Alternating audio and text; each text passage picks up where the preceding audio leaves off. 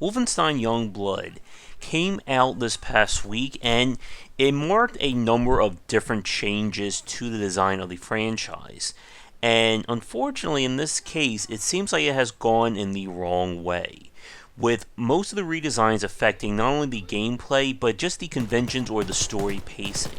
But, to begin with, this game takes place in the 1980s. The Wolfenstein franchises, of course, over the last few years have explored the idea of an alternative history where the Nazis won World War II, and basically what a Nazi-occupied world would look like throughout the 50s, 60s, and now we're in the 80s. Instead of playing as series star BJ Blazkowicz, you're playing as his twin daughters, who after he's disappeared one day, they decide to go on a power suit rampage and investigation through New Paris to figure out what happened to their father.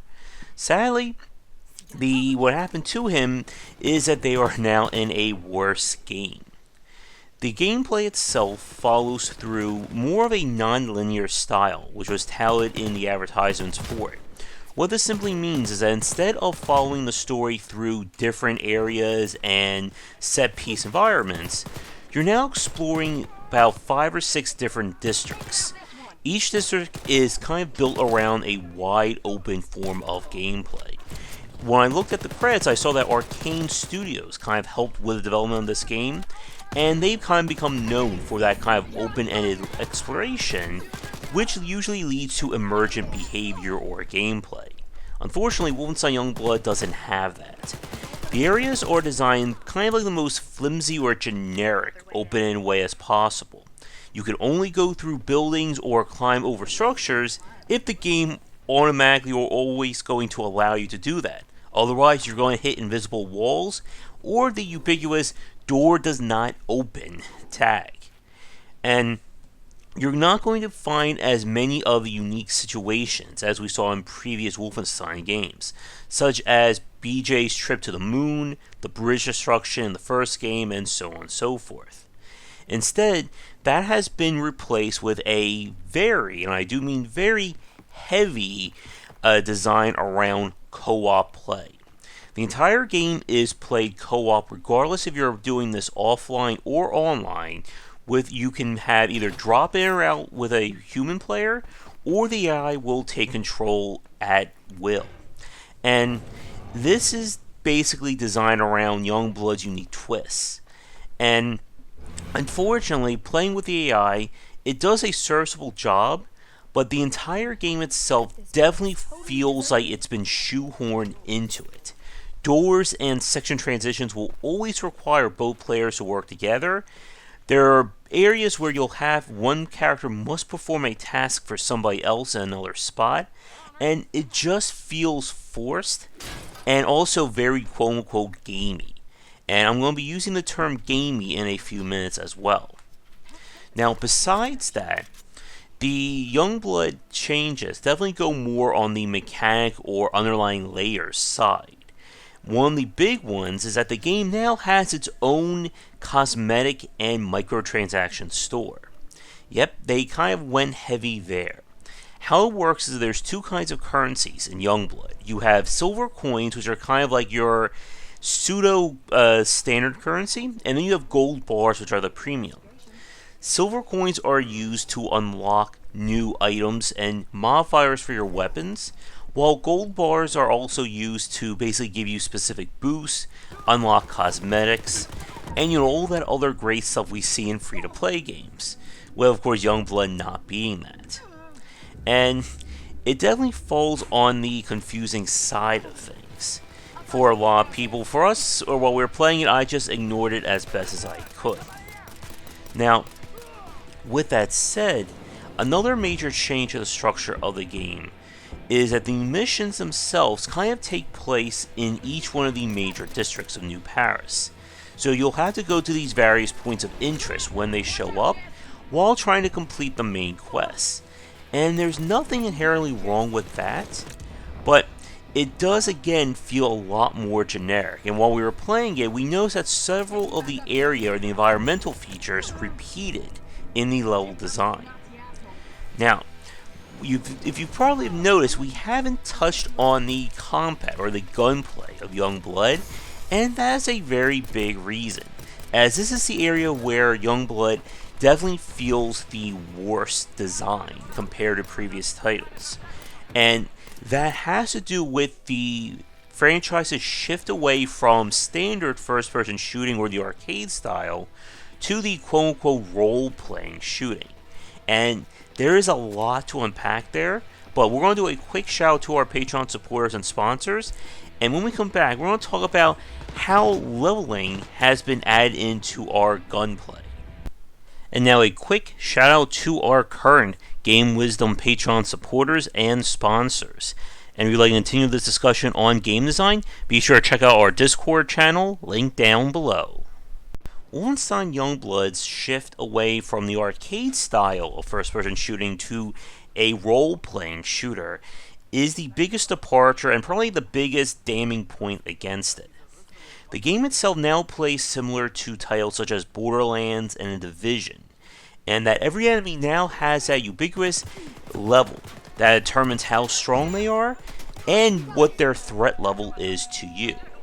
As you play, your characters or your twins here will level up, not only improving the amount of damage they do, but will unlock perk points that can be used or that can be applied to enhance them with new passive features, such as being able to dual wield, their special powers of the game that can get upgraded, as well as their pep options. That's the T that you see on the right hand side of the screen, that they give each other a pep talk to improve their health or armor respectively. And with Youngblood here, the leveling system just feels very generic. Again, you're not going to be seeing too many options that add new abilities or new options in your toolbox to get through the environment. And that is also a major point when it comes to stealth, and how developers have changed the stealth aspects of the game to make things even worse. In the previous titles, when you entered a stealth section, you would get the pop-up that there's a commander in the area. If the commander is alert, he will spawn in reinforcements as long as the alarm is being raised. And the general idea was to rush the commander or figure out a way to deal with him stealthily. In Youngblood, now whenever you enter an area, every enemy, regardless of their rank or ability, can raise the alarm. And once the alarm has been raised, there is no way to turn it off unless all the enemies and their reinforcements are killed. The commanders now simply will spawn in higher level units. And not only is this very gamey, but it also really downplays stealth, because now it is essentially one and done. The second you or your AI, or you or your partner, the AI will remain stealth for the entire time. But if either one of you, when you're playing this as co-op, gets detected, the entire situation is now screwed, and you are forced into combat until every enemy is wiped out. Another interesting point is that the game actually hid the difficulty settings in the main menus, or in the menus that didn't even bring that up. And from playing the game, there doesn't seem to be that much of a difference going on the various difficulty settings, other than just massively boosting the stats of the enemies. If you're hoping, by the fact that I described the game as a role-playing shooter, that you'll be having those kinds of different guns or rarities and loot drops, there doesn't seem to be any in this title. As we said in the last part, the silver coins are really the only thing that you use to upgrade your weapons. And you can choose from basically 3 different kinds of modifiers. But if you're hoping for finding like a super rare gun or modified guns like that, they're not in this title. Now, the game tries to gamify things, and that wasn't easy to say, further with kind of how these stats work. As we said a minute ago, enemies have a level to them, and the game pulls the ever popular, we're just going to throw in higher level enemies to make an area inaccessible, rather than designing enemies to be interesting.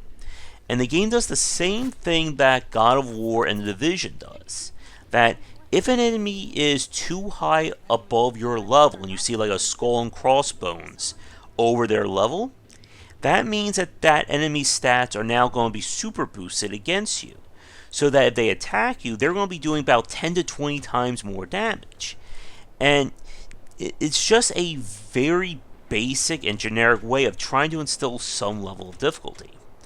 Enemies will also respawn into areas after a few minutes, and there just doesn't seem to be as much interesting strategies in Youngblood compared to previous titles. One of the more damning or just cardinal sins of the game and trying to make things again more RPG is that now there's 3 different kinds of bullet types, and enemies will resist 2 out of the 3. But the problem is that it makes no real sense. There's no real world comparison here.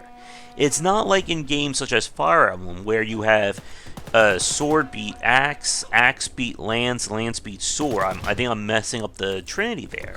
But here it's basically gun beats gun, gun, other gun beats gun, and then gun of course beats gun.